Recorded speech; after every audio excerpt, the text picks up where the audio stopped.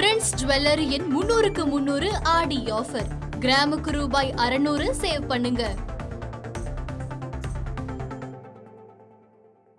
செந்தில் பாலாஜி தலைமறைவாகிட்டாரு அப்படின்னு செய்திகள் எல்லாம் பரவிட்டு இருந்தது. இதுக்கு என்ன சார் உங்களோட கருத்து? ஒவ்வொரு தடவையும் உங்கள் மீது வழக்கு பதிவு செய்யும் போது செந்தில் பாலாஜி தலைமறைவாகிறார் அப்படிங்கிற ஒரு செய்தி பரவலாவே இருக்கு. எப்படி பாக்குறீங்க?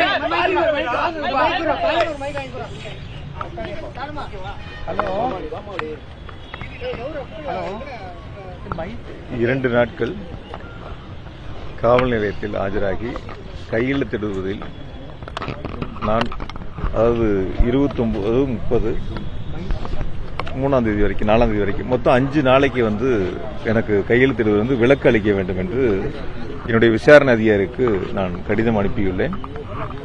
நீதிமன்றத்திலும் அது குறித்து நான் ஒரு மனுவை தாக்கல் பண்ணியிருக்கேன். அதை நேற்றே உங்ககிட்ட நான் சொன்னேன். நான் முழுமையா அதை சொன்னேன். நான் 5 நாள் நான் அவகாசம் கேட்டிருக்கேன். அதுக்கு காரணம் என்னுடைய வழக்கு உச்சநீதிமன்றத்தில் வருவதால் அது குறித்து மூத்த வழக்கறிஞரிடத்தில் நான் பேச வேண்டியிருக்கிறது.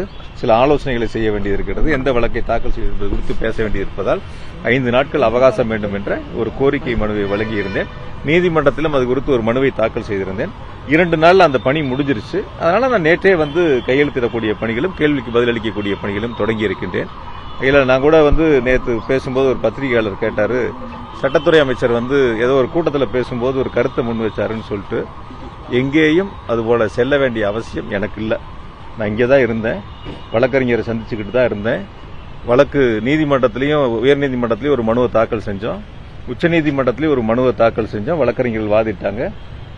ஒரு உரிய தீர்ப்பை நாங்கள் நீதிமன்றத்தின் மூலம் பெறக்கூடிய ஒரு சூழல் ஏற்பட்டது. ஆகையால பொதுவெளியில பொதுக்கூட்டங்களில், அதாவது இன்னைக்கு நிறைய நாட்டில் பிரச்சனை இருக்கு. மேகதாது பிரச்சனை இருக்கு. விவசாயிகள் கடன்களை முழுமையா தள்ளுபடி பண்ணுங்க, தேர்தல் வாக்குறுதியில கொடுத்த மாதிரி, அதாவது எப்படி ஒரு சொடக்கு போட்டு ஆட்சி அமைந்த அடுத்த நொடியே, அடுத்த நிமிடமே அப்படியெல்லாம் டயலாக் பேசிட்டு இன்னைக்கு விவசாயிகளை நடு ரோட்டில் விட்டு போராடக்கூடிய ஒரு சூழலை இந்த தாவேக அரசாங்கம் உருவாக்கி இருக்கு. இதுல எல்லாம் கவனம் செலுத்தாம வழக்கு போடுறது, கைது பண்ணுவது, வழக்கு தொடர்பில்லாதவர்களை இந்த வழக்கிலே சேர்ப்பது, இது போன்ற ஒரு செயல்களில் இந்த அரசு ஈடுபட்டுக் கொண்டிருக்கின்றன. ரொம்ப முழுமையா நான் அதுக்குள்ள போக விரும்பல. ஏன்னா இப்ப விசாரணை நடந்துகிட்டு இருக்கு. நானும் விசாரணைக்கு ஆஜராகி பதில் சொல்லிட்டு இருக்கேன். இதெல்லாம் முழுமையா முடியட்டும். நான் இன்னொரு நாள்ல பொறுமையா உங்களை சந்திக்கிறேன். டார்கெட் பண்றதுக்கான காரணம் என்ன சார்? ஏன்னா அடுத்தடுத்து வழக்குகள் உங்க மேலதான் போடப்பட்டிருக்கு. அதுக்கு காரணம் என்ன?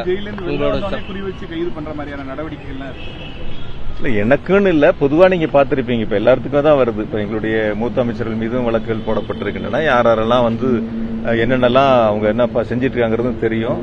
இப்பதானே ஆயிருக்கு. பாவம், டைம் இருக்கு, பாப்போம் இன்னும் என்னென்னலாம் செய்ய போறாங்க, எப்படிலாம் மக்கள் பிரச்சனைகள் எப்படி கவனம் செலுத்த போறாங்க, இது போன்ற நிகழ்வுகள் எப்படி அரசாங்கம் கவனம் செலுத்துங்கிறது பொறுமையா இருந்து பார்ப்போம். பொதுவா ஒரு விஷயங்கள் நான் நேற்றே உங்ககிட்ட சொன்னேன் சார், ஒரு வழக்கில் 2 வழக்கில் எத்தனை வழக்குகள் எதிர்கொண்டாலும் சந்திப்பதற்கு தயாரா இருக்கும். நான் ஏற்கனவே ஒரு 1.25 வருஷம் சிறைவாசம் எல்லாம் பார்த்தவன்.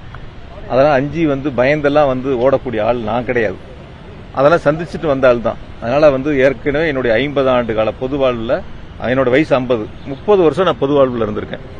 20 வருஷத்தை கடந்து சட்டமன்ற உறுப்பினராக பணியாற்றிட்டு இருக்கேன். எனக்கு மக்கள் அந்த அங்கீகாரத்தை கொடுத்திருக்காங்க. என்னுடைய தலைவர், கழக தலைவர் மாண்புமிகு தளபதி அவர்கள் எனக்கான ஒரு அங்கீகாரத்தை கொடுத்திருக்கிறாங்க. மக்கள் பணியாற்றக்கூடிய வாய்ப்பை கொடுத்திருக்காங்க.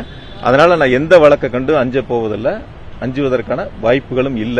சட்டப்படி எதிர்கொள்வோம். போதும். காவிரி வழக்கை பத்தி கேட்டதுக்கு அதுக்கு பதில் சொல்லாம டி.கே. சிவகுமார் ஒரு பதில் கருத்து சொல்லியிருக்காரு. ஆனா இந்த வழக்கோட டி.கே. சிவகுமாரை தொடர்படுத்தி நிர்மல்குமார் ஒரு பேட்டி அளிக்கிறார். இந்த மாதிரி சம்பந்தமே இல்லாம கர்நாடக முதலமைச்சரை பத்தி எல்லாம் இப்படி சேர்த்து வச்சு இந்த வழக்குல தொடர்புபடுத்தி பேசுறதை எப்படி பாக்குறீங்க நிர்மல்குமார்? எங்களுடைய முன்னாள் அமைச்சர் அண்ணன் சிவசங்கர் அவர்கள் நேற்று ஒரு பேட்டி கொடுத்தாரு, பார்த்திருப்பீங்க. அதாவது அவர்கிட்ட நீங்க சட்டத்துறை அமைச்சிட்டு ஒரு கேள்வி கேட்டீங்கன்னா அந்த கேள்விக்கான பதில் இருக்காது அவர்கிட்ட. அவர் வேற எதையோ ஒன்ன பத்தி பேசுவார். நீங்க கேட்ட கேள்விக்கான பதில், முழு பதிலும் அவர்கிட்ட வராது, அதுக்கான பதிலும் இருக்காது. அதுதான் அவருடைய வாடிக்கையான ஒன்னா இருக்கு.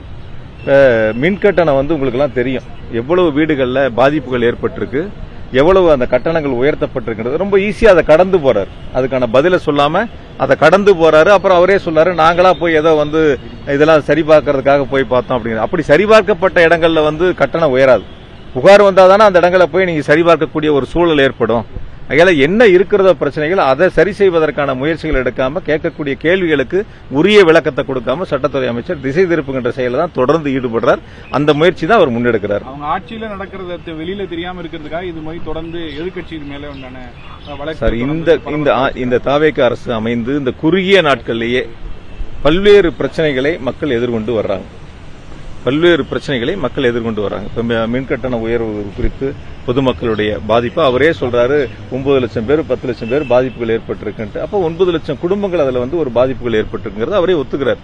அது மாதிரி விவசாய கடன்கள் முழுமையா தள்ளுபடின்னு சொல்லிட்டு ஒரு குறிப்பிட்ட சாராருக்கு மட்டும் தொகையை நிர்ணயம் பண்ணி தள்ளுபடி செஞ்சது, அதை விவசாயிகள் போராடுவது, காவிரியினுடைய டெல்டா பகுதி முழுமையா வறண்டு கிடக்குது, அதுக்கு உரிய நேரத்தில் தண்ணியை கேட்டு பெற முடியல, நீதிமன்றத்தை நாடுவதா. முதல் நாள் சொல்றாரு 4 வழிகள் இருக்குங்கிறாரு, நேற்று சொல்றாரு உச்சநீதிமன்றத்தை நாடுவதுதான் ஒரு வழிங்கிறாரு. தினம் ஒரு கருத்தை சட்டத்துறை அமைச்சர் முன்வைக்கிறாரு. பல பிரச்சனைகளை தமிழ்நாடு இன்று எதிர்கொண்டிருக்கின்றன. அதற்கு தீர்வு காண்பதற்கு மக்களிடத்தில் திசை திருப்பக்கூடிய ஒரு வழியாகத்தான் எங்கள் மீது வழக்குகளை போடுகின்ற இந்த செயலை தவேக அரசு செய்து கொண்டிருக்கிறது. நன்றி. பிரின்ஸ் ஜுவல்லரியின் 300க்கு 300 ஆடி ஆஃபர். கிராமுக்கு ரூபாய் 600 சேவ் பண்ணுங்க.